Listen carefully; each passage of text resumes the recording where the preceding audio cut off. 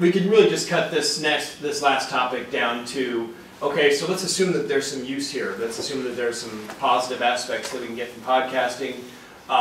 What role should the institution itself play in training and support of faculty and students, and where does the library fit in on that? And I think Alex has some comments to take us off there. Well, what can the library? I mean, it seems like these are no different maybe than, you know, microfiche from you know, the previous era. It's information. It's useful. How do we get it to microfiche sits in a cabinet and doesn't, and that's all it does. Yeah. So you pull out to read it. These things have to be migrated, and they run on servers that cost money, and somebody has to pay attention. You have to pay somebody to keep those servers running. Well, but that's a whole new world of kind of. Does the library have to actually collect them, though? That's a question. That's a good question. That's a good question. Or index them. Do they have to just index it, right? Do we collect them, or do we index them? And just link to them. Well, but there's more than just linking. I mean, you have to make them retrievable and findable. I mean, you went to iTunes and used the search box, right, and you typed in that sort of that interface has to be slapped onto this stuff so you can find them. and if we just link to them, how do we guarantee that they're still there tomorrow? Mm-hmm. If we don't actually archive it, or if we're not sure of the archiving, whoever's doing it. I mean, because every podcast that's on iTunes could disappear tomorrow. If all those companies have to take them off server, there's no guarantee it's there. But Pacific's solution to that was to create an iTunes Pacific University site where we are responsible now for housing content.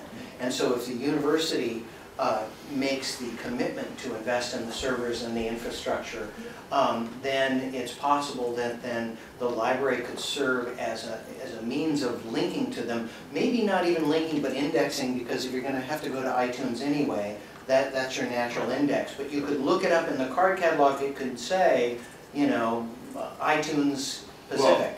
Well, if we look up, if they're in the catalog, then we've indexed them, and there's a link directly to that item there. That's how we would do it. Well, another thing too, we're going to have to expand our role into contract law. I mean, yes, there's a contract with a student who basically owns the copyright for the purpose of that course, but if this is going to be in our catalog, which theoretically can be shareable, I mean, I think there's going to be more discussion there. Do you want your stuff to be shared among the 34 libraries that we belong to? Well, and Pacific's solution was to set it up so that you have to use a password to get into those files, and only students who are registered for certain courses will have access to those course materials during the period of time that they're registered. And that's all done sort of automatically and behind the scenes. That's actually not hard. We do that all the time. We do that with electronic for articles. Theoretically, though, you know, they're supposed to be password protected, but what's to stop the student from, you know, saving the PDF to their desktop and then sending it off as attachment? So, yes, there are those issues. We have to recognize that. I mean, we can manage. We have mechanisms to manage access. Mm-hmm. I mean, control it to Justice University. Getting much more. It's more difficult to get for libraries when you get below this university justice class. It can be done, but then it's just a. I mean, to a lot of places, they would have, the library would be running that server that would hold those. I mean, it actually, that might be a discussion, and I'm not suggesting, I'm not volunteering to Maria will hit me if I do.